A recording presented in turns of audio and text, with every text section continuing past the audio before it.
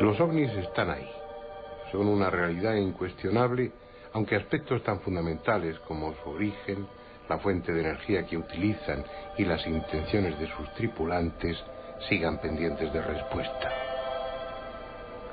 Su procedencia extraterrestre, pese a lo exótica que pueda parecer, es hoy por hoy la única sostenible.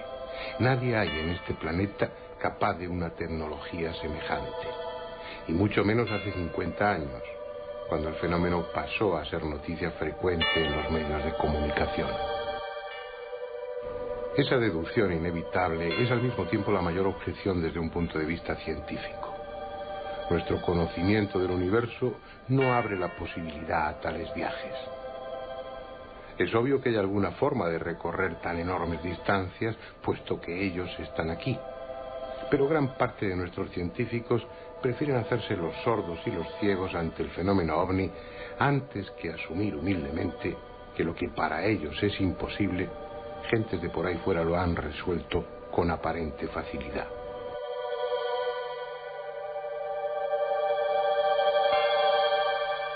En el fondo da igual. Ellos, contumaces e indiferentes a la polémica que su presencia despierta, siguen paseándose por nuestro cielo, aterrizando en nuestros campos y entrando en contacto directo con algunos terrestres. Quizá muchos más de los que imaginamos.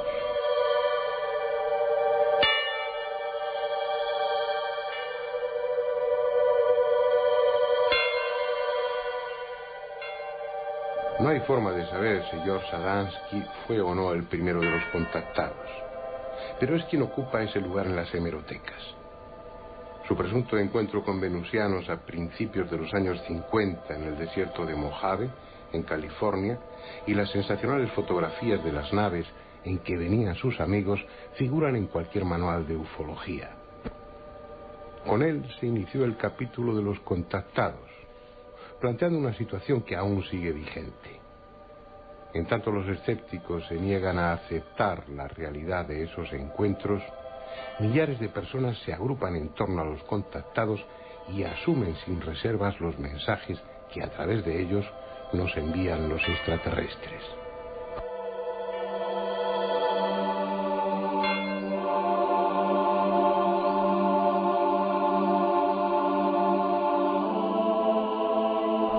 Mensajes que nos advierten del peligro nuclear, de los desastres ecológicos que estamos provocando, del riesgo de una nueva guerra mundial, etcétera, etcétera, etcétera.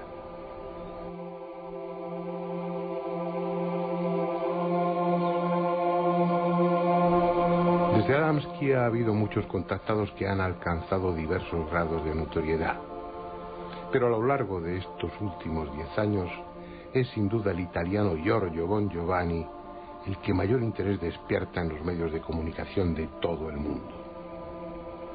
Su popularidad le ha permitido acceder a las más diversas instituciones militares, políticas y civiles, incluidos el Alto Estado Mayor de Rusia y la ONU, para dar a conocer el mensaje que le ha sido confiado. Probablemente uno de los factores que más ha influido en esa aceptación son sus estigmas.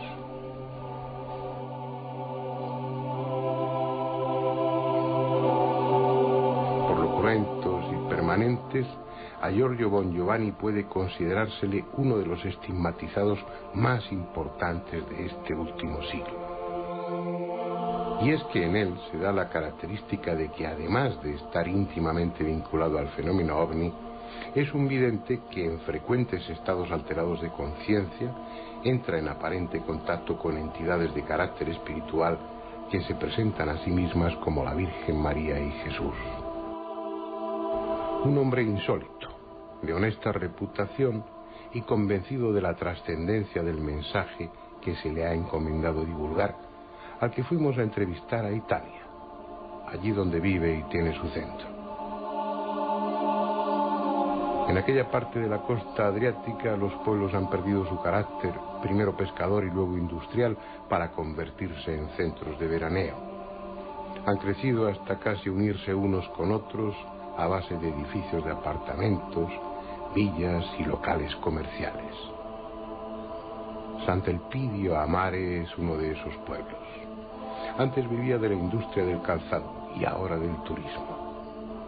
Giorgio Bongiovanni vive allí con su mujer y su hijo, en un pequeño piso alquilado de una calle cualquiera.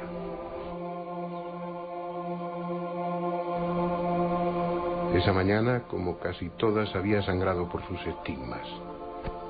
El dolor, que aunque continuo resulta tolerable, en esos momentos de hemorragia se vuelve muy intenso. Es cuando Giorgio suele caer en un estado de trance y tener sus visiones, en las que recibe los mensajes, unas veces de carácter personal, animándole o consolándole, y otras con el encargo de difundirlos por su trascendencia. Después queda atado durante un buen rato. Los estigmas, que constituyen algo así como su tarjeta de presentación, pueden interpretarse como un honor, como una distinción desde el punto de vista espiritual, pero en el plano físico suponen una invalidez. Apenas puede usar sus manos y camina con dificultad, y sobre todo sufrimiento. La frase "todo empezó un día que" sirve para arrancar un relato, pero siempre es falsa. Cada acontecimiento trascendente en nuestra vida es la consecuencia de otros pequeños acontecimientos. Es un eslabón más de una larga cadena. Pero para no cambiar la costumbre diré que todo empezó un día de abril de 1989 en esta calle de Sant'Elpidio, la vía Palestro. En el número 62 se levanta hoy un edificio de 2 plantas, pero entonces era un solar que servía de aparcamiento. Giorgio había salido del edificio de al lado y se dirigía hacia su coche cuando en la acera de enfrente apareció una forma luminosa. Su luz era muy intensa, comparable a la del sol, aunque no dañaba la vista. Aquella luz se fue acercando a Giorgio al tiempo que en su interior se iba definiendo una figura femenina que dijo ser Miriam, en nombre hebreo de María. Esa visión significó un cambio radical en la vida de Bongiovanni. En cierto sentido fue un segundo nacimiento. Y es difícil atribuir a la casualidad que se produjese en la vía Palestro de Sant'Elpidio, porque él nació en la vía Palestro de otra ciudad. Hubo otras visiones, y por su indicación, en agosto de ese mismo año fue a Fátima. Allí, durante un éxtasis, sus manos empezaron a sangrar y los primeros estigmas hicieron su aparición. Inicialmente una herida en cada palma, para al cabo de algunas horas atravesar después la mano y abrirse también en el dorso. Como un extraordinario y cruel graffiti, los estigmas adoptaban formas curiosas, como símbolos o en prueba de su carácter extraordinario. Con el tiempo aparecerían otros estigmas en sus pies, en el costado y finalmente en la frente.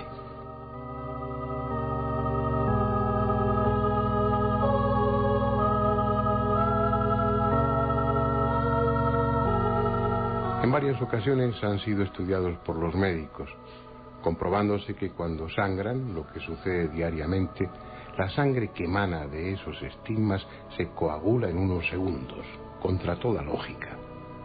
También es imposible médicamente que, pese a llevar 10 años abiertos, no haya signo alguno de infección. Sea cual sea su origen, extranatural u obra de su inconsciente, lo cierto es que los estigmas de Giorgio Bongiovanni constituyen un fenómeno clínico inexplicable. Otra peculiaridad más de este moderno mensajero de los dioses es que en él se unen lo religioso y lo extraterrestre.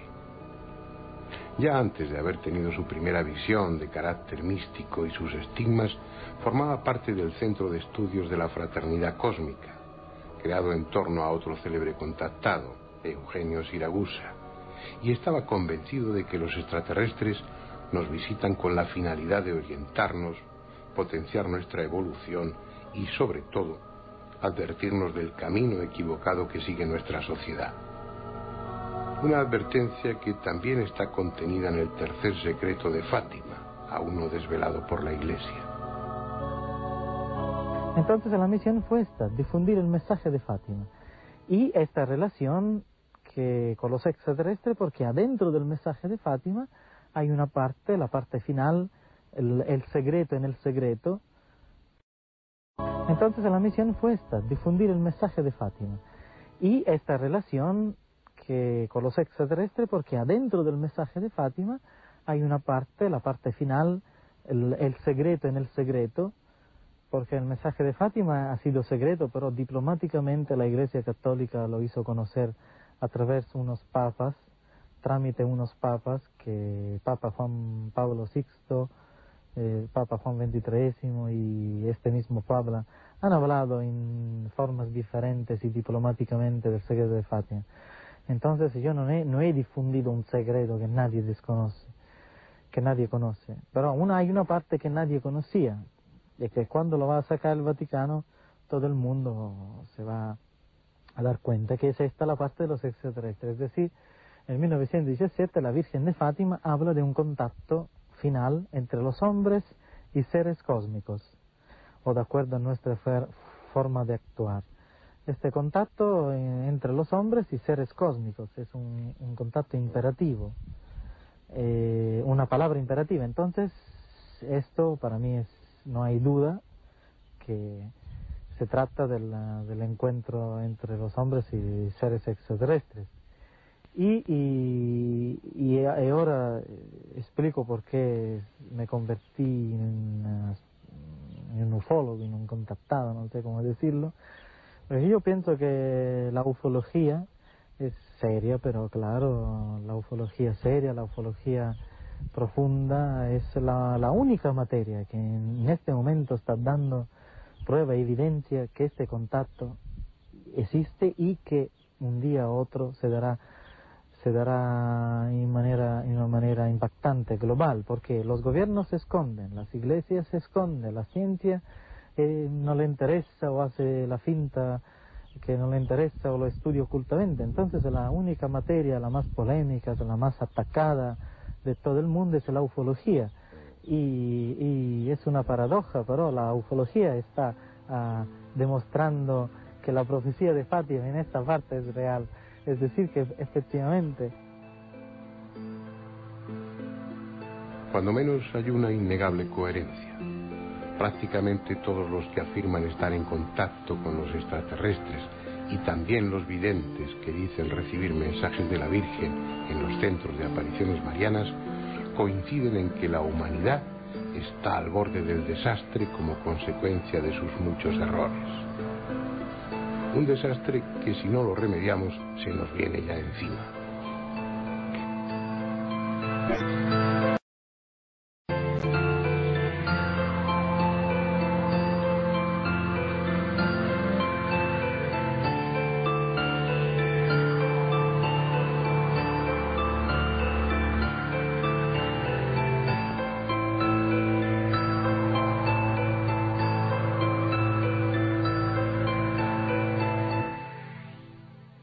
Bien, como les habíamos prometido hace algún tiempo, repetimos invitados, repetimos tema, aunque enfocándolo desde otra perspectiva, buscando otro aspecto diferente del fenómeno OVNI. Los invitados de derecha a izquierda: Andrés Averasturi, como siempre. Javier Sierra, como siempre, director de la revista Más Allá, investigador del fenómeno OVNI y de otros muchos fenómenos, y ya con una sólida experiencia y un prestigio reconocido. Juan José Benítez, escritor, periodista, el investigador del fenómeno OVNI más conocido. Sí. Bueno. Y Julio Marbizón, también ya si no un asiduo, gozosamente y afortunadamente para nosotros, pues un invitado frecuente en este coloquio, que entre otros temas, pues el fenómeno OVNI lo conoce también en profundidad y desde hace muchos años, y aplicando, como es norma en él, pues el sentido común en el momento de valorarlo y enjuiciarlo. Como comentaba en la introducción, dentro de los diferentes niveles de información que hay respecto al fenómeno OVNI, hay uno especial, que es el de aquellos que afirman estar en contacto con los extraterrestres, de los cuales una gran parte, la mayoría, muchos de los que estamos en esta mesa conocemos a algunos, llevan en la intimidad ese contacto y de modo alguno aceptarían hablar en los medios de comunicación de ello. Sin embargo, hay otros que, bueno, no solamente hablan públicamente de esa relación suya con los extraterrestres, sino que además han hecho de su vida una especie de cruzada para divulgar los mensajes que ellos les dan, para tratar de influir, lo que hablamos el otro día, en el comportamiento humano, en la evolución de nuestra sociedad a través de las admoniciones o los consejos que los extraterrestres nos dan presuntamente gracias o a través de esos intermediarios, de los contactados. Es un tema espinoso, es un tema, bueno, donde sí hay pruebas, siempre se pueden aportar algunas pruebas, pero serían a nivel individual cuando uno está cerca de ellos, pero tiene más que ver con lo humano, con lo psicológico, con lo social, que con lo material. Estáis muy serios, ¿eh? Es un tema serio. ¿Qué un tema? Es un tema serio. Y por eso os ponéis serios. Pues hombre, sí. Circunspectos, claro, diría yo. No, es que yo creo que nos da miedo. ¿Os da miedo? Nos da miedo porque, como tú decías muy bien, es un tema espinoso y es uno de los escalones, no sé si más altos o más bajos del fenómeno OVNI, muy complejo. Es decir, si ya el tema OVNI es difícil, entrar en si es cierto o no es cierto que determinada persona está o no en contacto con estos seres, a mí personalmente me abruma y sé que hay pruebas, algunas pruebas. Eso te iba a decir, tú lo conoces bien, pero un poco anticipándoselo a nuestros espectadores, que bueno, el otro día en el otro coloquio Javier comentaba pues lo de Montserrat, bueno, la cita era a través de un contactado.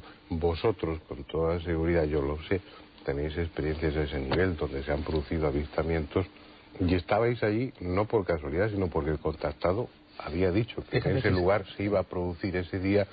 Es decir, hay una relación del tipo que sea entre algunos contactados y los tripulantes de esos ovnis, lo cual ya es mucho, ¿no? Ese aspecto que es básico es quizá el más desconcertante, porque el fenómeno contacto es muy amplio, es decir, que una persona afirme estar en contacto con extraterrestres, con la Virgen María, con espíritus, casi no hay manera de distinguir unos de otros, es decir, en qué se distingue o se diferencia el proceso de contacto de una persona que dice hablar con extraterrestres del que dice hablar con Jesucristo, ¿no? Es muy difícil de distinguir, pero hay una clase de contactados, Luis José Grifo, hablábamos en Montserrat, es uno de ellos, Sixto Paz en Perú es otros, que en algún momento de sus vidas han sido capaces de fijar un momento, un día y un lugar y decir allí va a aparecer algo extraño en los cielos. Se reúne 1, 2, 3, 100 o 500 personas que acuden a ese lugar y ven efectivamente que un fenómeno en la baja atmósfera parece evolucionar sobre los testigos.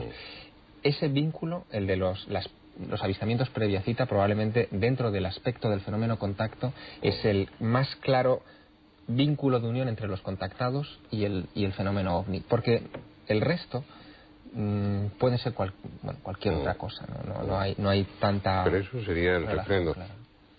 Juanjo, uno de tus primeros libros sobre el fenómeno OVNI, existe otra humanidad, me parece. Es cuando vas con los de la humanidad, sí. Cuando vas con los del IPRI en la costa peruana y también ves un cacharro. Es un ejemplo al que yo todavía, fíjate, esto ocurrió en el 74, el 7 de septiembre, todavía no me lo explico. Es decir, y mira que le he dado vueltas y he tratado de analizarlo con seriedad. Y ahí ocurrió algo extraño. Es decir, a mí me llevan, después de hablar con toda aquella gente que decía cosas más o menos raras y la mayoría incomprobables, me dicen, bueno, pues el sábado siguiente, cita previa, nosotros vamos a ver ovnis. Y yo, pues más bien como Andrés, muy cargado de escepticismo, dije, pero no me lo voy a perder por si acaso, ¿no? Y efectivamente, en un desierto, después de 2 horas y pico ahí de casi de frío y de ridículo espantoso, porque empiezas a darte cuenta de que demonios estoy haciendo de aquí, ¿no?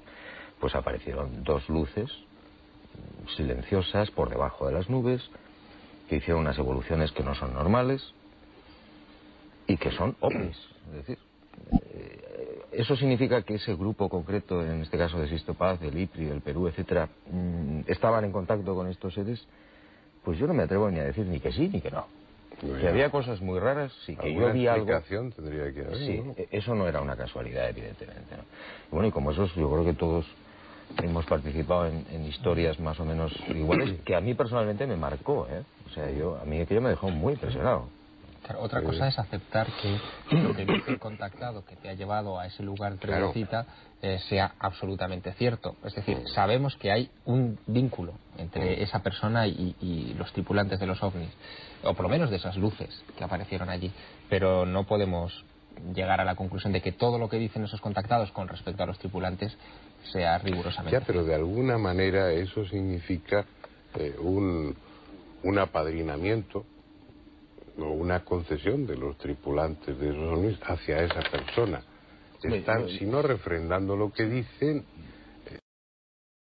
eso significa un apadrinamiento o una concesión de los tripulantes de esos ovnis hacia esa persona. Están, si no refrendando lo que dicen, están de alguna manera, bueno, apoyando... Utilizándolos. Tú también has tenido, Julio, experiencias de esas. Y tú lo sabes muy bien también. No, pero contémoselo a los... Digo, no, que tú lo sabes muy bien. Que no lo saben. Por ejemplo, yo tenía una contactada en Sevilla que nos citaba a la gente. Y cuando citaba los nombres de las personas que iban a ir, ocurrían cosas. Si le metíamos a alguien que no estaba en la lista, dejaban de ocurrir cosas. Y una de las noches más interesantes posiblemente, hubo dos fundamentales, una que viviste tú y otra que no viviste, pero una de las noches más interesantes fue la que, sin decirnos exactamente el sitio, nos decía que era en tierra de aluvión, que estaba cerca del mar. Total, que buscando encontramos cerca de lo que está el Rocío, la ermita del Rocío, cerca, en las dunas de Matalascaña, encontramos allí una zona de tierra de aluvión, de tal que entraba dentro de las condiciones que ella ponía. Además tenía gracia porque la duna que estábamos era conocida como la mata del difunto, o sea, que también tenía un nombrecito, como alteza. Y fuimos aquella noche, paramos allí el coche y esta mujer que tenía escritura automática, empieza con la escritura automática y empieza a decir que no es exactamente el sitio, que el sitio está más lejos, no muy lejos, pero que es donde emana el agua. Nosotros no sabíamos que efectivamente muy cerca, en el Pico del Loro, hay unos manantiales de agua dulce que van al mar, que salen de las dunas y van al mar. Yo no los conocía siquiera, o sea que no los conocíamos ninguno de los que estábamos allí. Y además yo empecé a pensar en la simbología mariana, y el Rocío no es una simbología de agua, donde mane agua, no hay un manantial de agua como en otras apariciones marianas. Luego no encontramos. Y entonces nos dijo, bueno, de todas maneras nos van a dar una pasada. Y de pronto, sobre las dunas apareció una luz verde preciosa, un color verde intensísimo, precioso, que fue completamente horizontal, paralela a las dunas completamente, apareció y desapareció. En principio yo pensé en una bengala, honradamente yo pensé en una bengala, pero la bengala lógicamente horizontal completamente no es posible. Entonces había un destacamento de la Guardia Civil cercano, subiendo la mata del difunto. Nos fuimos a él, subimos a él, hablamos con los guardias civiles y preguntamos si había posibilidad de que algunos barcos tiraran. Aquí no tira nadie bengalas, nosotros no hemos visto bengalas nunca. Hasta ahí llegamos, esa fue una de las veces. Otras veces llegamos hasta fotografiar la imagen, que en otro programa que hicimos aquí tú decías, yo tenía uno en la cabeza que no vi. Sí. Yo creo que ese caso que está comentando Julio, si no de un contacto puro, es quizás anómalo, pero es uno de los más interesantes. Es decir, que alguien está haciendo fotografías en el campo con infrarrojo y cuando revelas el rollo, el carrete, te encuentras con un tío que está al otro lado del coche, que no es anatómicamente de aspecto humano, según los estudios que hicieron en la universidad. En la Facultad de Medicina de Sevilla, lo recuerdo. Te quedas un poco sorprendido, ¿verdad? ¿No? Y yo, antes comentabas una cosa que yo creo que es interesante quizás para los espectadores. Yo creo que desde el punto de vista técnico, puramente técnico, no creo que haya demasiadas dificultades para que estas civilizaciones se pongan en contacto con quien quiera. Mira, yo me estaba acordando de un caso que no es de contactado, pero que me parece que ilustra un poco que no hay demasiadas dificultades para, si ellos lo desean, hacer un contacto. Hubo un caso precisamente en Manises, en Valencia, en el año 79, en noviembre del 79, salió un caza. Cuando aquí se presentaron una serie de objetos sobre el aeropuerto, el avión de la TAE que desciende porque se le ha puesto un objeto rojo muy cerca del avión, etcétera, sale un avión de combate, un F-1, y el capitán que iba en el avión ve los objetos, los persigue una y otra vez con el radar y tal. Y Fernando Cámara, que era el capitán entonces de este avión de combate, nos contaba a muchos investigadores, que él en algunos momentos trata de filmar lo que tiene delante. Entonces, hay unas décimas de segundo desde que él piensa voy a filmar hasta que aprieta físicamente el botón, unas décimas de segundo. Bueno, pues ya estaba bloqueada la filmadora. Cuando le da la geometría o intenta darle a la geometría de armamento a los misiles, le ocurre exactamente lo mismo. Cuando le quiere dar al radar que lleva el avión para detectar el ovni que tiene delante, sobre Valencia o sobre Mallorca más o menos, le bloquean el radar. Es decir, Fernando decía, eso fue lo que más me asustó. Es decir, que me estaban leyendo el pensamiento. Se adelantaban a lo que él iba a decir. Bueno, yo guardo un respetuoso silencio hasta ahora y voy a dar mis teorías, no, mis dudas, no mis teorías. A mí el tema de los contactados es un tema que me parece terrible. Me parece mucho más terrible el de los abducidos, el de los que los pillan contra su propia voluntad, que también por lo visto se dan casos. Hay una mezcla que no termino de entender entre religiosidad, que tú la apuntabas un poquito, y tu amigo, que a mí no me cae nada bien, ya lo sabes, con Giovanni, por ejemplo, y todo esto, lo de la escritura automática, es decir, son normales los contactados porque todos hacen cosas raras. Entonces ya, cuando todos hacen cosas raras, pues también me mosquean, ¿por qué no Ya, contactan? pero el hecho de ser normales no quiere decir que estén enfermos. No, quiere decir, pero hacen escritura automática, cosa que yo habitualmente los martes por la tarde no hago. Ya, no, pero es que hay un proceso, por ejemplo, estaba hablando Julio de esa contactada de Sevilla, tristemente desaparecida, que además era una mujer normal, encantadora. Yo estuve durante años manteniendo una relación epistolar y vis a vis, nos veíamos de vez en cuando en Madrid, pero me llenaba de cartas, folios y folios y folios, que bueno, en un principio uno piensa en una fase hipomaníaca, en algo que hace que su pensamiento esté acelerado. No, hay todo un proceso en ella de aprendizaje, de incorporación, que es algo que además a ella le desbordaba. Es algo que te deja perplejo, que te asusta, ¿eh? No, pero la vocación moralizante, es una reacción perfectamente humana. Yo lo dejo ahí sobre No, es perfecto. Además es un asunto preocupante, ciertamente. Pero yo creo que es una reacción perfectamente humana ante lo desconocido. Es decir, esta gente se enfrenta ante algo que no es capaz de entender y trata de encuadrarlo dentro de unos esquemas si los extraterrestres vienen de parte de Jesús de Nazaret, por ejemplo. Hay mucha gente que vincula o mezcla Sí, claro, eso con Giovanni, es uno de ellos. Es decir, trata de enclavarlo dentro de su patrón cultural. Y ahí es donde se da esa moralización en muchos casos, ¿no? Pero siempre, y cuidado, yo creo que casi siempre, si no siempre, casi siempre, eso se da en los casos de la gente que quiere contarlo. El que no quiere contarlo no tiene moralina detrás. Sí. Además hay otra cosa importante, y es que antes de hacer una investigación conviene saber cuál es el estado psíquico o psiquiátrico de la persona. Es lo primero que hay que investigar, porque si te encuentras de entrada con que el señor tiene problemas de equilibrio mental, automáticamente lo desechas. Lo que a veces ocurre... Yo pienso que se hace mal, creo que es una actitud demasiado expeditiva. Pero bueno, es que... Te digo que para tenerlo en observación y con dudas, porque es que muchas veces se mezclan las dos cosas. ¿Pero y qué haces? Apenas en ocasiones, ¿no? ¿Qué haces? Volvemos al problema. Pues tratar de discernir lo que corresponde a su patología y lo que corresponde a la realidad, lo cual no siempre es fácil. Ya. Pero bueno, se puede... Pero además tenemos un problema, Juanjo, siempre, que hace falta un profesional que sepa de estos temas y que nos ayude, porque esto nos manda un psiquiatra corriente y lo más seguro es que la agrede en pastillas. Claro. El caso de la contactada de Sevilla, yo se la di a Fernando y Fernando me dijo, investiga. Pues seguí investigando porque me dijo, tiene interés la cosa, sigue investigando y seguimos investigando, ¿no? Y perdona porque me meto con los No, te diría que no, la mayoría de mis colegas la actitud de ese nivel no diagnostican una psicosis porque alguien oiga voces o porque haya visto cosas raras. Hace falta muchos más elementos de juicio para eso.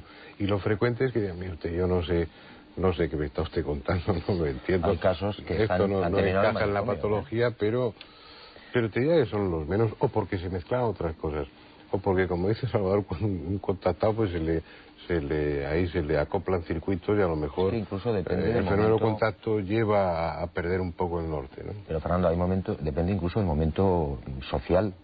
Por eso yo recuerdo 2 casos en la época de Franco que el señor no tuvo ningún tipo de contacto, simplemente vio una nave en la carretera y lo contó. El hombre estaba muy asustado y acabó en el manicomio. Claro, pero acabaron los dos en el Si manicomio. acabó en el manicomio solo por eso, es obvio que los que tendrían que estar allí ingresados fueron los psiquiatras que le dieron. Supongo que habría alguna razón más que esa, ¿no? En principio no, el señor estaba muy asustado, había visto en una carretera de Palencia un objeto muy luminoso, es decir, un caso más, y el hombre lo contó.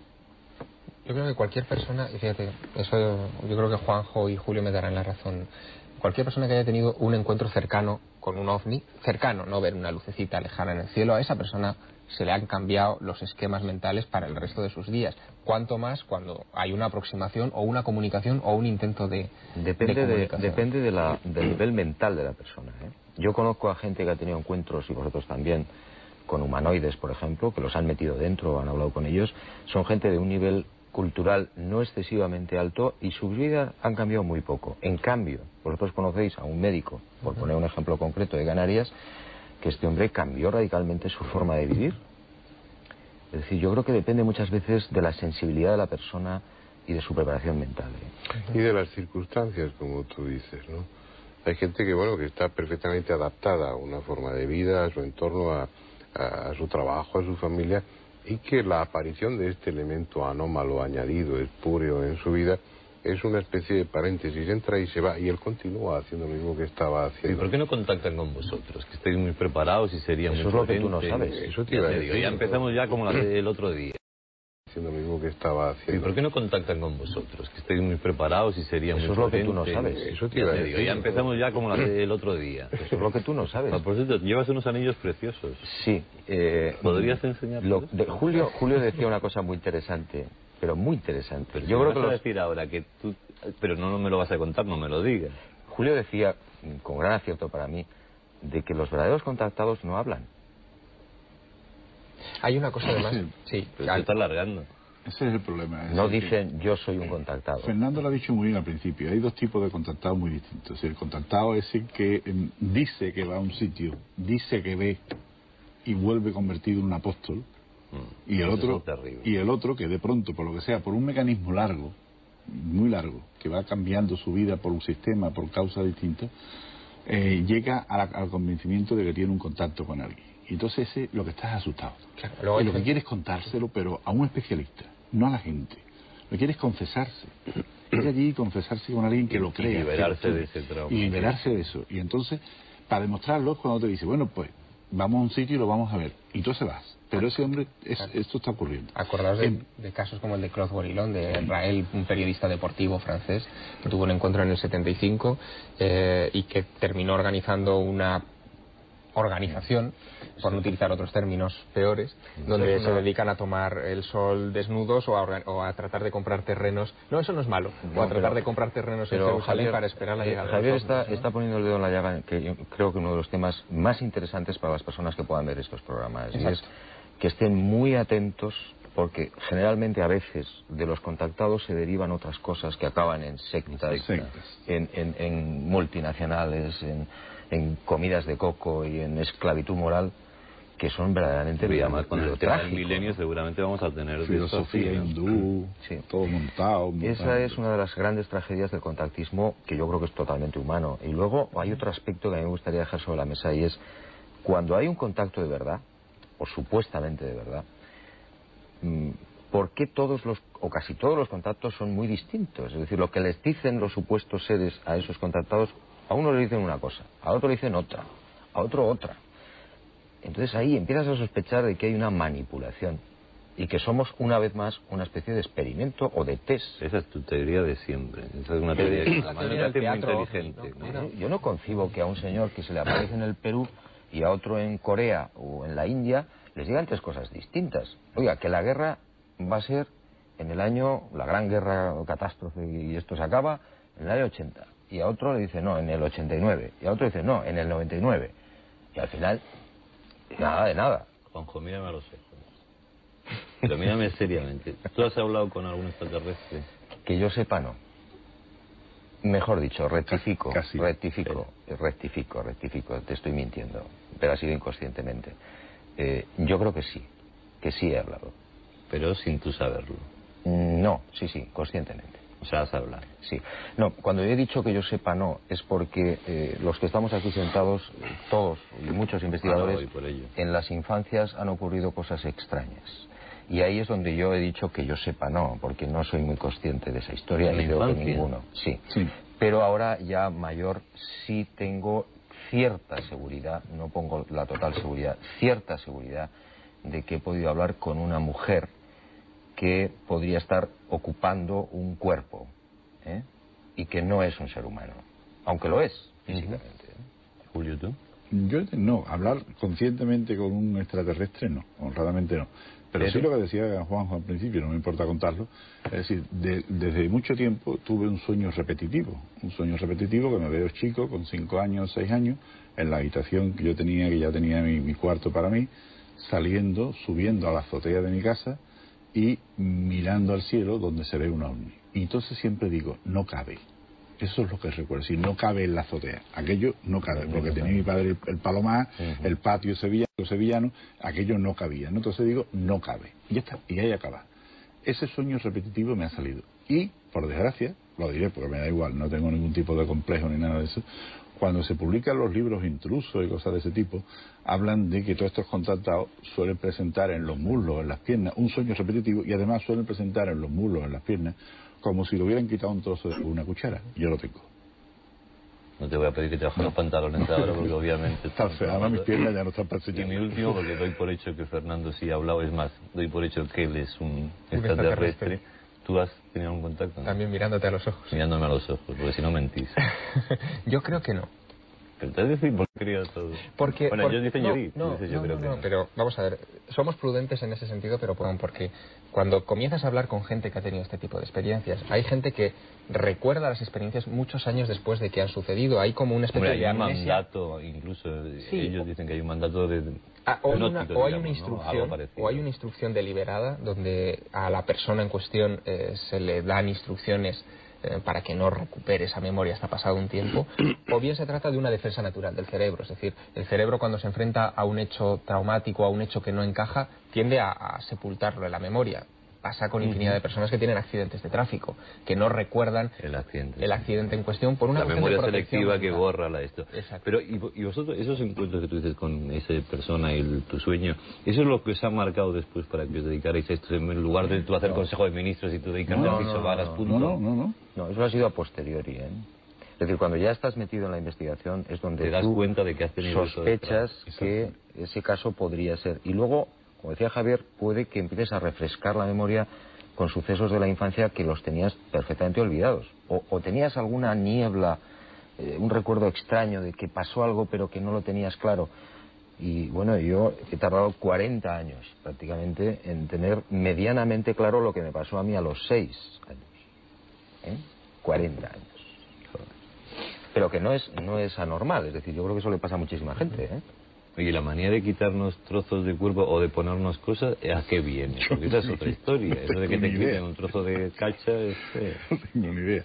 Pero tú te falta de verdad. Sí, luego te lo enseño, hombre, no te preocupes. Palabras no, además lo podrás tocar si no te da asco, pero... No, pero el tema de los... A mí me Mira, te voy a decir un poco una cosa, sobre el tema de Andrés, los abducidos. a tus espectadores que tengan algún tipo de duda o de recuerdo nebuloso de que ha podido ocurrir algo en la infancia o algo así, que se revisen las piernas. Ay, por Dios. Pero ¿y qué tenemos que encontrarnos? Lo que dice Julio. Que nos falta como un... Como si en un flan, con una cucharilla, le quitas un trocito. Una cosa limpia. Exactamente, sin cicatriz, absolutamente nada. Yo creo que no tengo nada de eso. ¿Estás seguro? No me enfoquéis un momento.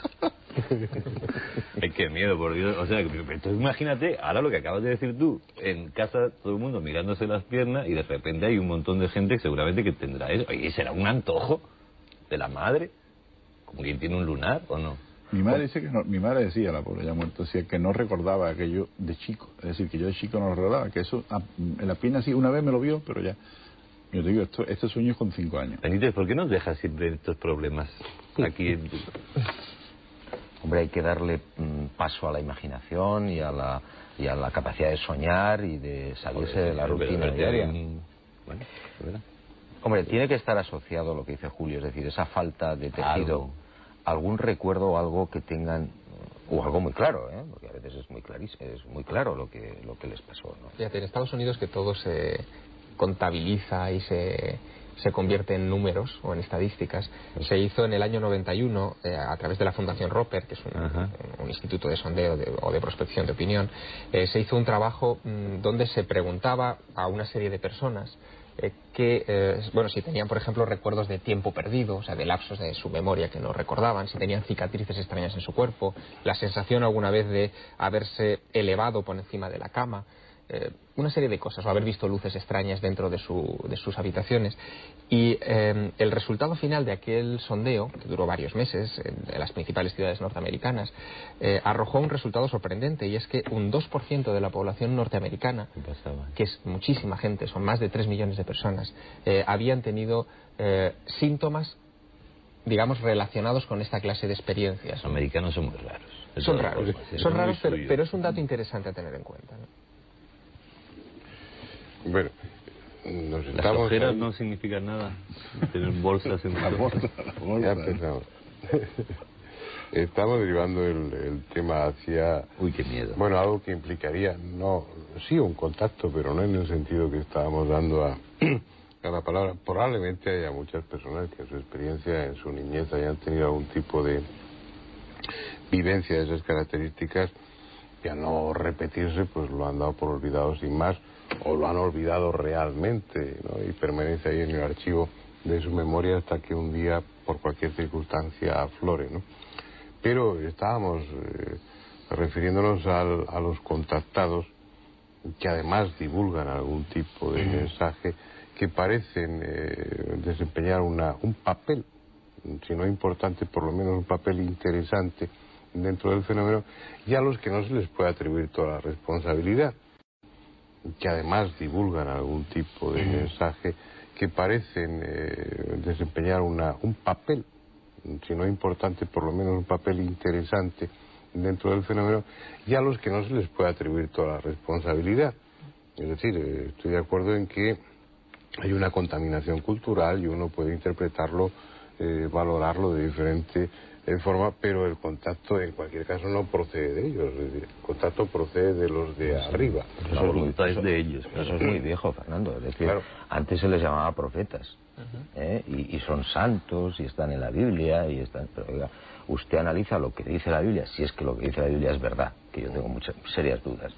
Pero bueno, Ezequiel, el otro, en fin, toda la saga de profetas, aparecía una luz, aparecía no sé quién, le decía que digas, que te digo tal cosa. Es lo que le dictaban, nada más lo Eran dictaban contactados, ¿no? Lo que pasa es que, bueno, ahora si alguien sale en ese plan, directamente al manicomio, ¿no? Que no, hombre, que no es un manicomio. Ya no hay manicomio. Ahora con esos problemas y otros más añadidos, ¿no? Además ya no quedan manicomios apenas, ¿No? Estáis todos sueltos por la calle.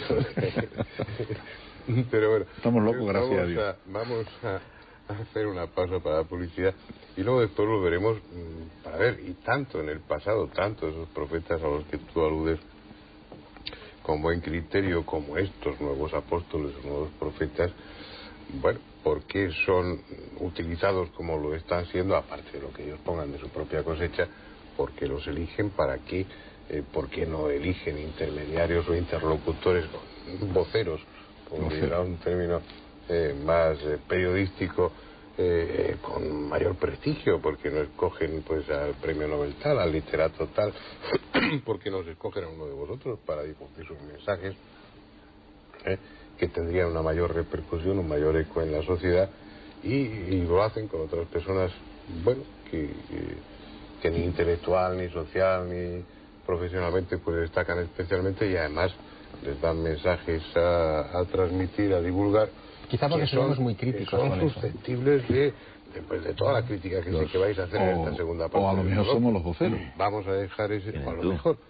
Todos. Pero fíjate que el problema está en que a lo mejor no estamos viviendo, sino siendo vividos.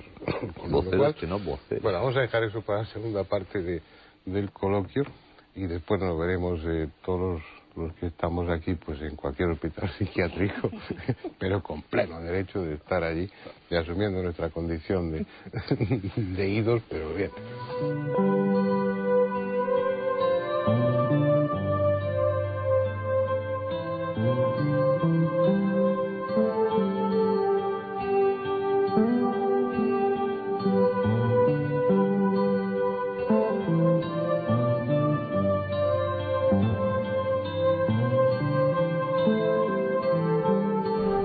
Alrededor de Giorgio Bon Giovanni se han ido reuniendo gentes venidas de Italia y de otros países. Cada cual tiene su casa y su trabajo, pero pasan todo el tiempo que pueden en una pequeña finca alquilada a las afueras de San Elpidio, donde imparten cursos y editan sus revistas y sus vídeos. Y entonces hoy nuestra actividad se divide en dos aspectos. Uno de profesional, de trabajo. Aquí hay unas personas, 7 u 8 personas, que trabajan profesionalmente en nuestra editorial. Tenemos 2 revistas, una pequeña empresa de videos, una editorial donde se pueden hacer revistas y videos legalmente registradas, pagamos nuestros impuestos. ¿Y ganáis mucho dinero con las revistas y con los vídeos? Desgraciadamente no, porque el dinero en esta sociedad sirve, con el dinero se pueden hacer muchas cosas buenas y malas, y para las personas honestas, como somos nosotros, podemos hacer cosas muy buenas. Pero en esta actividad, tú sabes, quizás me puedes ser maestro en esto, porque tienes muchos años de profesión como periodista, como editor, y no sé, con los ovnis, con estas materias es difícil que puedes ganar. Pero recuperamos nuestros gastos. Soy muy feliz que puedo tener la posibilidad que unos chicos que pueden trabajar, y es una de las metas que quiero lograr, de poder dar una idea a chicos que han tenido experiencias difíciles, tenebrosas, con la droga o con la violencia, y uno de estos chicos trabajan aquí conmigo y que se sienten bien, se sienten vivir bien la vida haciendo revistas de OVNI o de problemas sociales, espirituales, en lugar de tomar droga o de vivir en la calle. Eso me hace feliz. En esto, esa es la parte profesional. La otra, aquí es también una asociación cultural, non siamo soli, espiritual, donde vienen personas que quieren, cuando tenemos la posibilidad de hacer conferencias pequeñas aquí o en el mundo. Salvo por la prohibición de fumar, de la que amablemente fuimos dispensados, no parece haber allí otras reglas que las indispensables para la normal convivencia cuando se reúnen en su tiempo libre. En justicia, hay que decir que aquello tiene más de club social que de secta, como sus detractores afirman que son. Abiertos y acogedores, sin actitud fanática alguna, constituyen un grupo heterogéneo de las más diversas edades y formación, unido en la creencia de que los mensajes recibidos por Bon Giovanni son auténticos y merecen ser divulgados lo más ampliamente posible. Algo que por el carisma de Giorgio, por sus estigmas o porque sus hermanos cósmicos le ayudan, se está produciendo. Y hasta los militares rusos le abren sus puertas, aunque él no le dé demasiada importancia. Todo el mundo, me recuerdo, hace 10 años en esta visión me dijo: tiene que ir a Rusia, tiene que darlo a los jefes de Estado.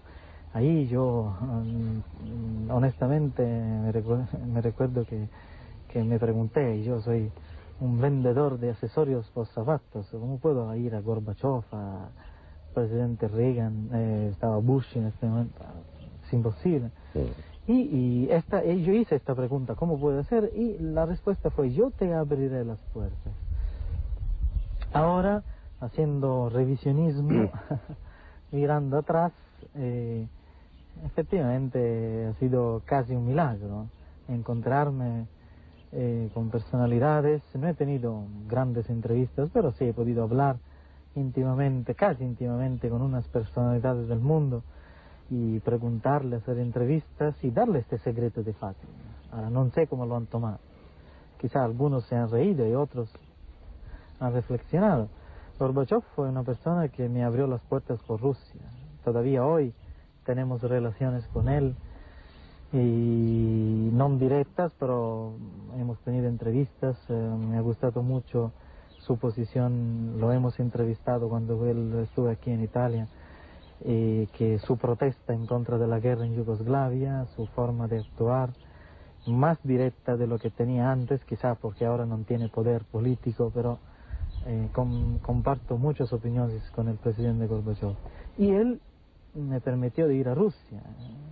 Me recuerdo que en 1990 estaba Unión Soviética todavía y pude, no sé, pienso que Gorbachev no dijo nada a la televisión, pero él fue el instrumento que me abrió las puertas y pude hablar al primer canal de Unión Soviética, donde hablaba solamente el secretario del Partido Comunista Soviético, un estigmatizado, un religioso, en la patria del ateísmo mundial. ¿Pero tú qué hiciste? ¿Llegaste Nada, ahí y dijiste yo quiero hablar por la televisión? Exactamente, yo hice una pedida burocrática, nadie me dijo habla con este KGB, nadie de situaciones secretas. Un amigo de Suiza, un periodista que tenía relaciones con otros periodistas, me vino a visitar y me entrevistó por la televisión de Suiza. Me dijo, yo le comenté que tenía que hacer un viaje a Rusia porque la Virgen me lo había pedido. Él me dijo, bueno, yo te puedo ayudar, no conozco a nadie de Rusia, pero soy un periodista de la televisión rusa, y llevo tu caso a la televisión. Hay la perestroika, pero siempre hay el comunismo, no lo sabemos, vamos a ver. Y él fue en Moscú, me llamó, bueno, aquí aceptan de entrevistarte. Yo no lo creía. Y toma el avión y hice el programa. Empezó ahí mi relación con Rusia, gracias a este programa, que lo vieron 100 y pico millones de personas. Ahí se acercaron después científicos, astronautas, ahí empezó mi relación con Rusia. Después, por 2 años no pude ir porque se provocó el golpe de Estado, pero siempre mi relación ha sido muy positiva. Entonces, charlábamos junto a una gran encina. A su pie hay una sencilla capillita recordando que ante ella Don Giovanni tuvo una de sus visiones en las que se le apareció Jesús. Sencilla capillita recordando que ante ella Don Giovanni tuvo una de sus visiones en las que se le apareció Jesús.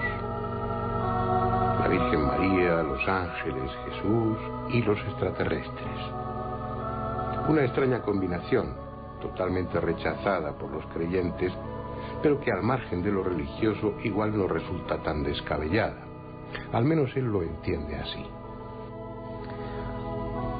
Sí, claro, hemos tenido una educación milenaria de la Iglesia Católica y de otras iglesias. Entonces las figuras de Cristo, de la Virgen, de los santos han sido puestas en lugares determinados y si una persona, un místico, una persona tiene una visión y después habla de seres cósmicos, se puede crear confusión. Entonces, para explicar bien, voy a intentar, porque no es fácil explicarlo a las personas, a todos nosotros que hemos tenido esta cultura milenaria y a veces un poquito reducida, no universalista, universal. Y yo estoy convencido, mi opinión es que hay seres divinos, para empezar. ¿Qué quiere decir eso, divino? Seres divinos significa que hay seres que trascenden la vida humana, seres que han participado a la creación humana, seres que compenetran con sus inteligencias a planetas, a soles, a galaxias mismas.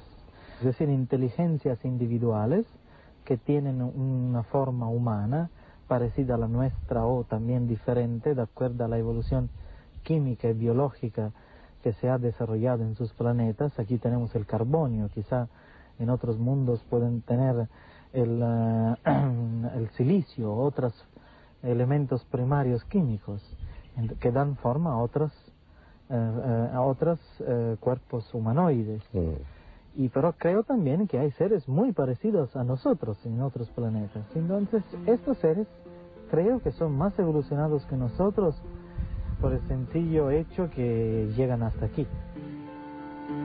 En definitiva, la cuestión es, como tantas veces ha sido a lo largo de la historia, personas que reciben mensajes de entidades situadas en un nivel espiritual supuestamente superior al nuestro, que asumen el compromiso de divulgar ese mensaje y que, como prueba de la realidad del contacto, presentan alguna capacidad o don extraordinario.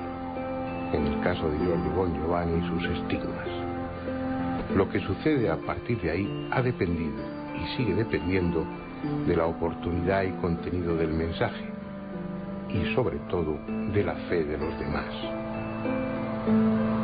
La mayoría de los mensajeros y sus comunicados han pasado al olvido sin pena ni gloria, pero unos pocos han cumplido con creces su objetivo, influyendo decisivamente en la historia de la humanidad.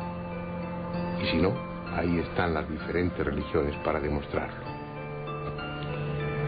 El mensaje de Giorgio es más acorde con esta época, más universalista. El tiempo dirá qué repercusión alcanza.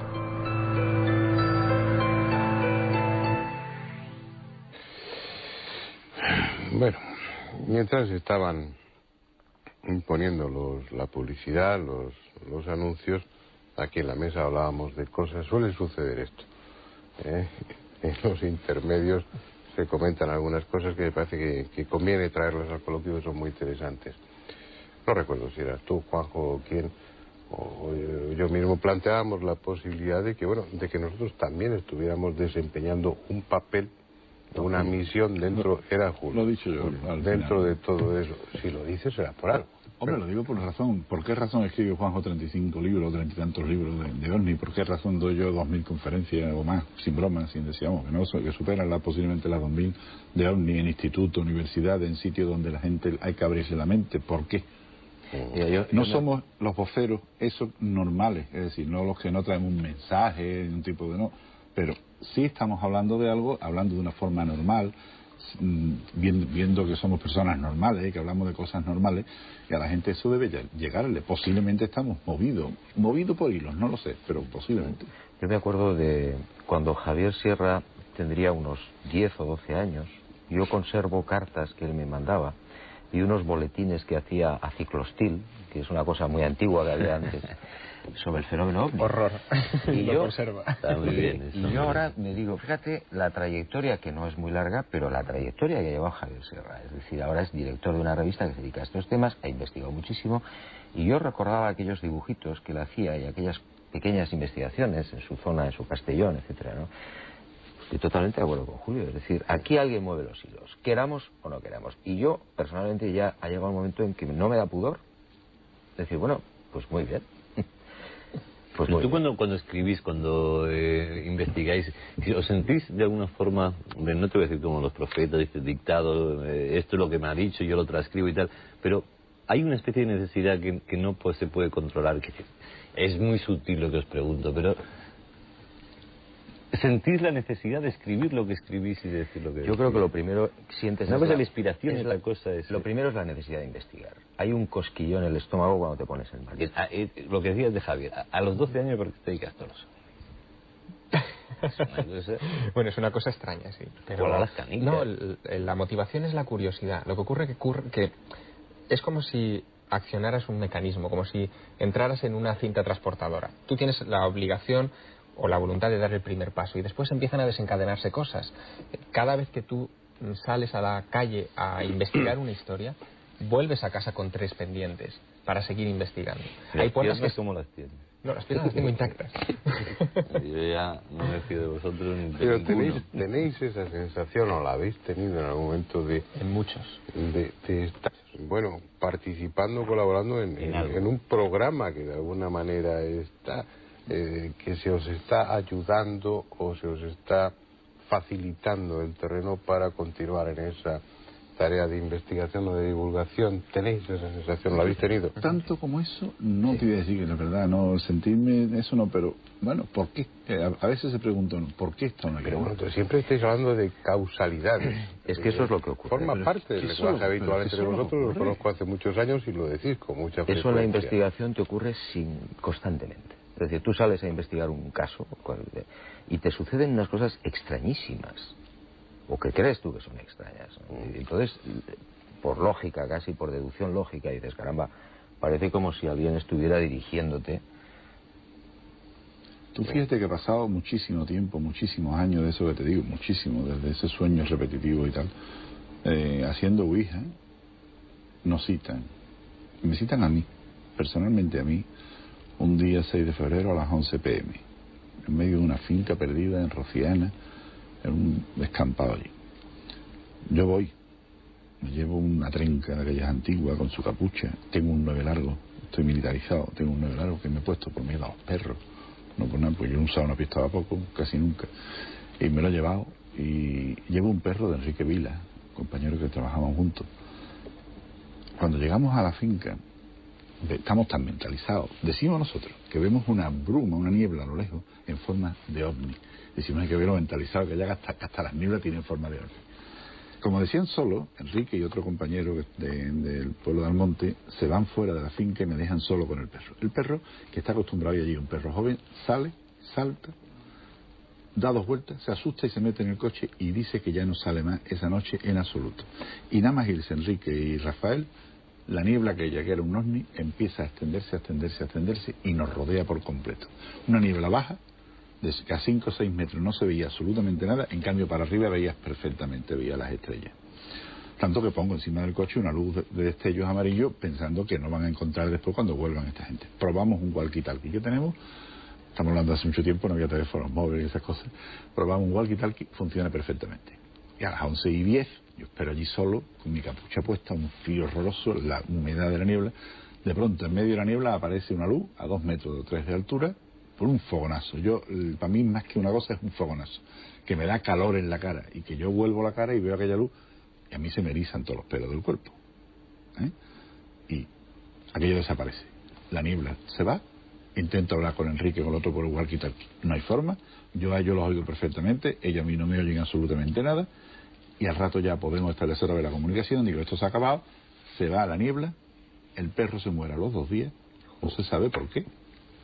No estaba envenenado, no tenía epilepsia, pero el perro muere a los 2 días, no se hace autopsia. Error de Enrique, eso se lo he dicho muchas veces, aunque sea médico, hay un error ahí de no hacer una autopsia del perro, pero el veterinario nos dice que no es ni por envenenamiento, ni por epilepsia, ni nada, pero tiene unas contracciones y muere, un perro de 1 año y medio, joven, un cocker. Y cuando volvemos a hacer la Ouija me dicen, Julio tenía miedo. Y yo, claro, miedo no, terror. Y el perro, imagínate. Y el perro, que jugaba siempre, se bajó, se metió en el coche y no se bajó más del coche. Mira, Fernando, yo acabo de recordar una anécdota oyendo a Julio, ¿Eso qué es? Que es significativa sobre el tema este de los investigadores como parte del engranaje de toda esta cuestión. Sobre el tema este de los investigadores como parte del engranaje de toda esta cuestión, que es un debate que deberíamos tener, ¿no? Y en profundidad. Yo recuerdo claramente una ocasión en la que yo decidí colgar los hábitos ufológicos, ¿no? Decir, ya, yo, bueno... Hasta aquí hemos llegado. Exacto, había empezado muy jovencito, llega un momento en que tengo que empezar mis estudios universitarios, la carrera de periodismo en Madrid, llego a Madrid en el año 89 para comenzar a estudiar y decido colgar los hábitos. El primer día en mi colegio mayor ocurrió una cosa sensacional. Yo había mandado una carta a todas mis amistades diciendo que yo lo de los ovnis para el verano, que me dejaran tranquilo, que tenía que sacar mi carrera. El primer día de clase, yo voy a clase por la mañana, a las 8 de la mañana, atiendo a las clases y vuelvo con los apuntes debajo del brazo para empezar a estudiar como un buen chico, lo que no había hecho nunca, ¿no? Entro en el colegio mayor y un señor que yo no conocía de nada, un compañero allí del colegio mayor, se me queda mirando y me dice, oye, ¿te has enterado que ha aterrizado un ovni en Rusia? Fue el día que se dio la noticia de aquel famoso ovni que había aterrizado en Voronezh en el parque público. A los 15 minutos, las 5 líneas del colegio mayor estaban sonando para llamarme, de gente que me conocía, evidentemente, que estaba metida en el tema ovni, y a los 20 minutos todo el mundo sabía que había un pirao ahí en el colegio mayor que le encantaba el asunto de los ovnis. No pude dejar el asunto de los ovnis en mi vida, nunca más. Son cosas, son casualidades. Pero vosotros sois normales dentro de lo que cabe, sois entrañables y todo lo demás, pero tu amigo Bon Giovanni, que yo la tengo un poco tramada con Bon Giovanni. A mí este tipo, que le salen estigmas, que hace una especie de predicación donde mezcla conceptos rarísimos, donde quien le rodea, bueno, han creado ahí una especie de mito de medio secta, de medio raro, que te amenazan, te escriben, te dan la lata por si lo llevas y todo. A mí déjame de copla, ¿no? ¿Por qué le salen los estigmas a la gente No lo en, la sé, palma, no lo sé. en la palma de la mano y no en la muñeca? Cuando Por no lo se menos puede- que a ti te falta un trozo de pero pierna. cuando no se puede crucificar a nadie por la palma. Pues porque, hombre, mi explicación es la esa, ¿no? Porque uno lo ha visto toda la vida así Luego no, esto luego y... no lo mandas de arriba, ¿no? No, claro, lo va a mandar el de arriba. Es un problema psicológico, de costumbre. De costumbre y de Siempre costumbre o sea, cultural. Quiero decir, crucificados por aquí. Crucificados por aquí. No, y oiga, ya está. crucificados por aquí. Por eso, claro. Y bueno, pero ¿qué opináis de eso? Yo la verdad es que lo he investigado poco, pero inmediatamente toda esa parafernalia de los estigmas y de todo esto me echa un poco para atrás. Lo digo sinceramente, ¿eh? O sea, no tengo nada en contra de él, pero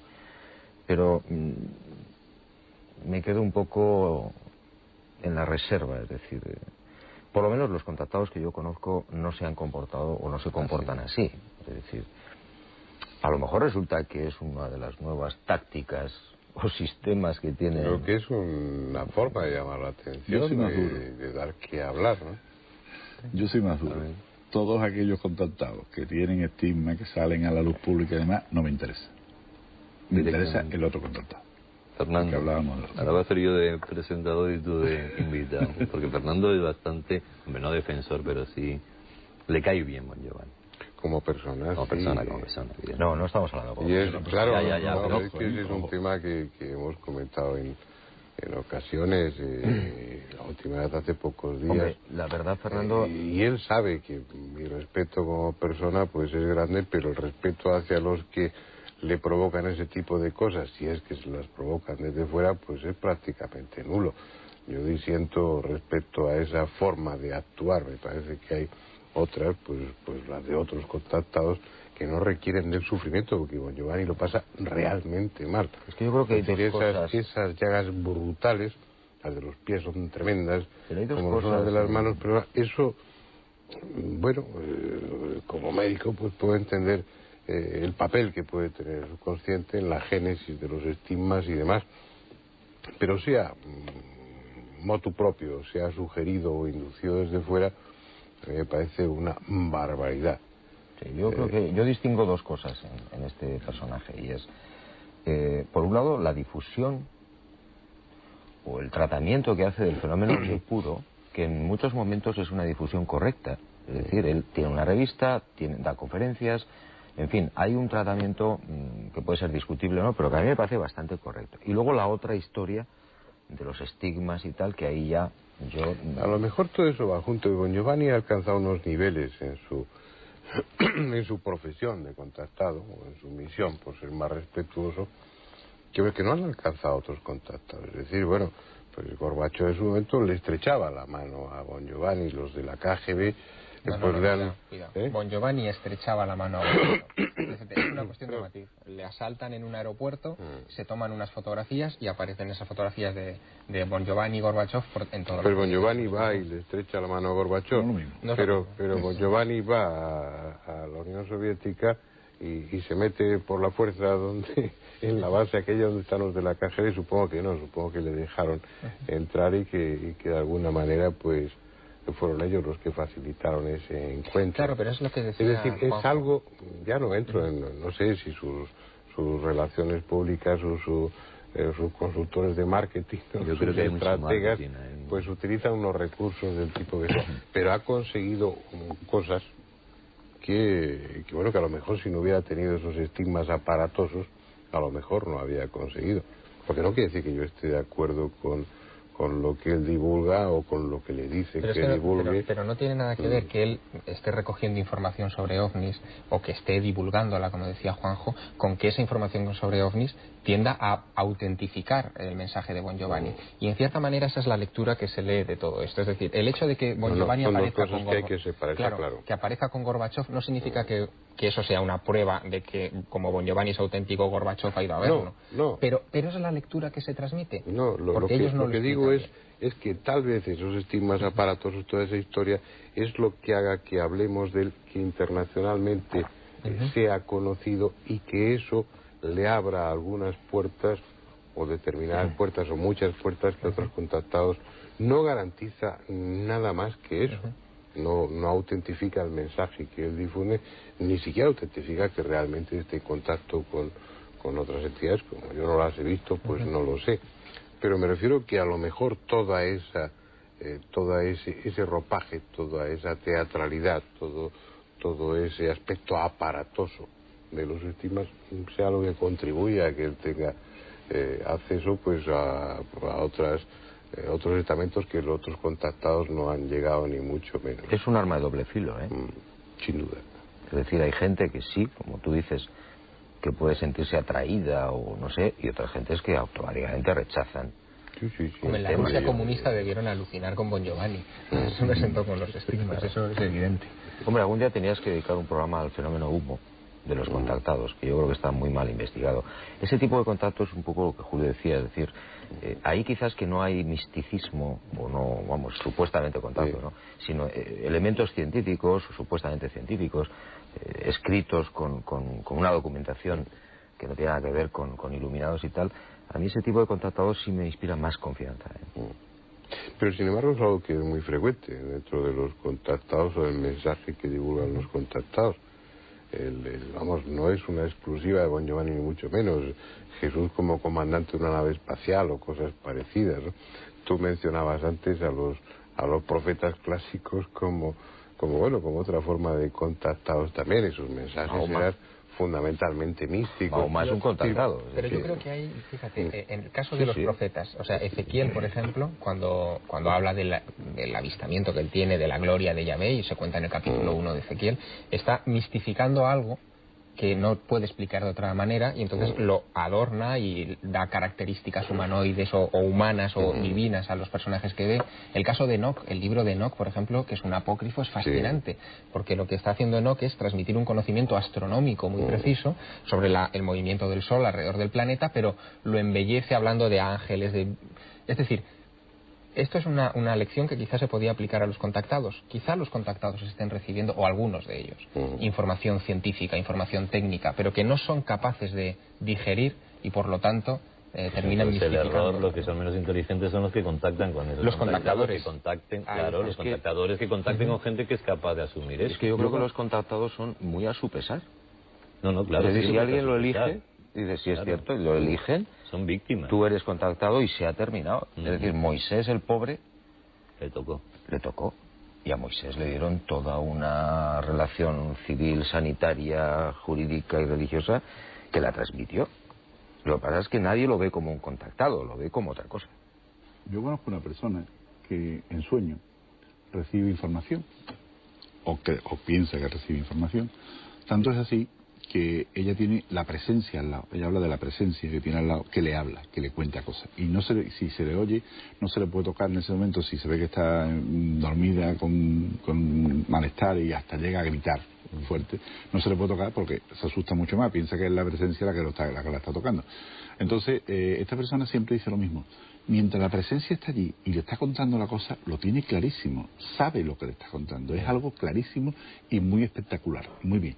Pero en el momento que ella se da cuenta que aquello es una presencia, que aquello no es normal y que aquello no es natural, pega el grito y entonces cuando despierta no es capaz de contarlo porque no tiene palabras para contarlo.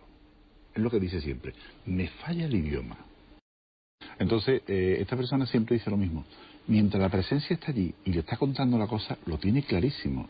Sabe lo que le está contando. Es algo clarísimo y muy espectacular. Muy bien. Pero en el momento que ella se da cuenta que aquello es una presencia, que aquello no es normal y que aquello no es natural, pega el grito y entonces cuando despierta no es capaz de contarlo porque no tiene palabras para contarlo. Es lo que dice siempre. Me falla el idioma.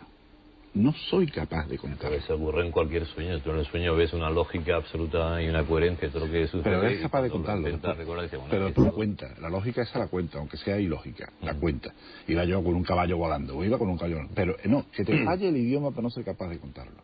Pero lo que pasa es que os oigo y a pesar de que os quiero mucho, tú lo sabes, Juanjo, tú ya das por hecho. Moisés era un contactado, Mahoma otro contactado, Ezequiel no sé qué, la ballena era un hombre, el otro... En fin, ya, hombre, en principio... ¿Estáis convencidos de eso? En principio... Eso ya nos parece discutible. Sí, es discutible, no cabe duda. Ahora, por lo que sabemos, es decir, por lo que está escrito, las descripciones que te hacen todos estos personajes, hay unas entidades que están al margen, con naves o sin naves, con columnas de fuego o carros de fuego o lo que sea, que están manipulándolos. Es decir, ven aquí que te voy a decir para que les digas.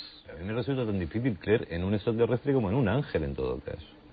Ya me quedo con los ángeles, que son más bonitos y más con alas y son tan bueno, oreja derecha. Los ángeles habría mucho que hablar también. Ya no, oye, ya, ¿para qué te voy a citar los ángeles? Ahora me salís todo y me tengo que ir de aquí, porque los ángeles también serán... ¿Qué? No, yo creo que los ángeles son por definición entidades espirituales, entre comillas.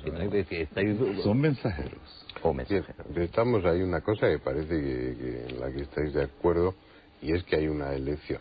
Es decir, oye, tú ven aquí y te vas, ya seas Moisés, ya seas Bon Giovanni, seas Adamski, en el supuesto de que se le conceda también ese crédito, que a mi juicio también, porque no, es porque normal. No, es más, perdona, hay fotografías hechas 20 y 30 años después de Adamski, que son idénticas. Sí, las mismas naves, estoy de acuerdo. Pero bueno, ¿cuáles pueden ser las motivaciones? Hablábamos el otro día de cuáles son las intenciones de ellos, de qué papel jugamos nosotros en toda esa historia. Hace unos momentos pensábamos hasta qué punto vivimos o somos vividos, o se nos facilita el camino, o se nos marca un sendero más o menos ancho para que lo sigamos. Tiene que tener un sentido eso, es decir, ¿por qué escogen? ¿Para qué? Forma parte del experimento, es para que nos vayamos concienciando poco a poco, es para que hagamos alarde de nuestro sentido crítico y vayamos siendo capaces de desbrozar, de quitar, separar el trigo de la paja. El tema de los contratados puede, perdona Javier, que no hable muy favorablemente de los humanos, de algunos humanos que voluntaria o forzadamente se ven obligados a desempeñar ese papel, pero luego no parece hablar muy a favor de los instigadores, así como en Moisés, pues no, todo aquello no hablaba muy a favor de tu primo Yahvé, pues aquí tampoco los mensajes de los contactados y la actitud de los contactados no parece reflejar o dar una buena imagen de los otros de ahí arriba, ¿no? Hombre, yo creo que ahí hay una cuestión de falta de visión panorámica del problema. Nosotros estamos mirando cosas muy concretas de toda la problemática del contactismo y no tenemos una visión de conjunto, que es lo que nos impide llegar a la comprensión. Por ejemplo, ¿qué sentido tiene, desde un punto de vista, digamos, de narración, el hecho de que Moisés y todo el pueblo elegido estuviera 40 años dando vueltas por el desierto, detrás de una columna de nube que les guiaba de día y de una columna de fuego que les guiaba de noche? Y que además, cada vez que se acercaba a cualquier pueblo vecino, eso lo cuenta el Éxodo, el tal Yahvé se dedicaba a machacar sistemáticamente a sus pueblos, impidiendo que, ahora, visto con una perspectiva mucho más moderna, más contemporánea, ahora cuando conocemos las leyes de la genética, por ejemplo, se podría incluso interpretar como una cuarentena genética. Es decir, en la antigüedad, cuando un pueblo se encontraba con otro, incluso después de una batalla, había mezclas, había matrimonios, había violaciones, había lo que fuera, y había una mezcla. Es como si el tal Yahvé hubiera querido aislar genéticamente a ese pueblo. Es una lectura que se puede hacer hoy porque hemos avanzado en el conocimiento de eso. No quiere decir que sea la correcta, pero nuestro entendimiento de este tipo de problemas va avanzando a medida que nuestro conocimiento científico, nuestro conocimiento sobre la realidad también lo va haciendo, ¿no? Yo creo que ese es un poco el problema, es un problema de óptica, al fin y al cabo.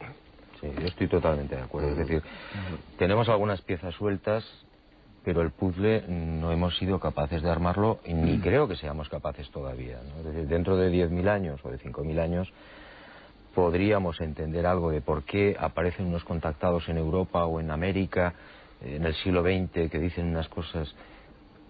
Bueno, pues a lo mejor ahora decimos, bueno, a lo mejor son gente que está difundiendo un tema, que está tratando de abrir las mentes de las personas, no sé, podría ser cualquier cosa. Hay otro tipo de cosas que está en la misma ciencia, que no es un contacto, no es el contactado que estamos hablando aquí, pero que hay algo también que nos llama mucho la atención, que es que, ¿por qué en aquella época, en esas épocas en que la comunicación no era buena, no era fácil, las mismas fórmulas matemáticas o las mismas fórmulas químicas, que se conocemos tantas que llevan 2 o 3 nombres, salen en 2 sitios distintos a la vez en un momento dado? ¿Por qué? Pues es de la gran si no hay pregunta. Comunicación, si no hay nada. ¿Esos son contactados? ¿Se les ha imbuido algo? ¿Se les ha dicho por dónde hay que buscar el camino? ¿Se les ha inyectado? ¿Se les ha dirigido? Es un poco inquietante, ¿no? El que estéis tres especialistas en la materia con sobrada experiencia y lo que se esté barajando, lo que queda flotando aquí sobre esta mesa es la impresión de que, bueno, de que no estamos hablando de un fenómeno lejano del que somos observadores, sino que estamos hablando de algo en lo que estamos implicados no como personas, sino como especie, que estamos históricamente, tenemos que ver con esa historia. Ellos están aquí o nosotros estamos allí, formamos parte de lo mismo, pero en modo alguno es un fenómeno que, bueno, que comienza hace unos 50 y pocos años y esto es muy antiguo. Que, bueno, lo vemos, que si son materiales, que si no, que si dejan huellas, que si el radar los... No, los aspectos más interesantes están a nivel humano. Claro, y además es que tenemos siempre el sueño maravilloso de que somos libres. Y yo creo que eso no existe. Aquí no existe. ¿Y allí? Porque ellos tampoco lo serán. Habrá otros. Pues hombre, yo supongo que conforme se vaya avanzando en ese misterioso y largo camino hacia donde sea, hacia la divinidad o hacia lo que sea, quizás seamos algo más libres, puesto que tendremos más información. Ya, hombre, pero en definitiva la libertad es un sentimiento, es una sensación. Sí, os digo, un bello sueño. Aquí hablamos de muchos temas que implicarían que lo de la libertad, bueno, es más que discutible, ¿no? Si hay otro tiempo, otra dimensión desde la que contemplaros, estamos viviendo aquello que podemos vivir exclusivamente. Tenemos 1000 opciones constantemente donde elegir, pero siempre elegimos una, y por alguna razón. Es decir, bueno, lo que importa es tener la sensación de ser libres. Pero yo no me conformo con eso, a mí me gustaría serlo de verdad. Sí, y probablemente lo serás, o lo seremos. Cuando la calmemos. Pero no aquí, claro. Pero no está bien. No aquí. Bueno, es un tema muy interesante. Espero que a ustedes también se lo haya parecido.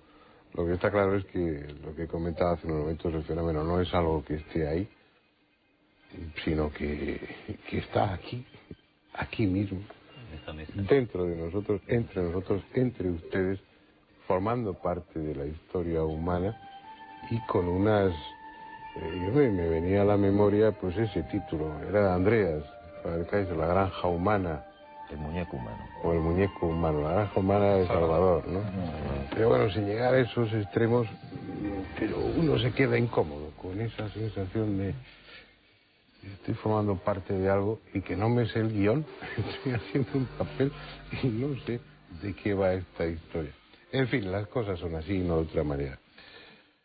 Pues nada más, vamos a dejar el programa en este momento aquí y la semana que viene les esperamos con algún otro tema que deseo que sea de su interés. Hasta entonces, gracias a nuestros invitados y aquí les esperamos.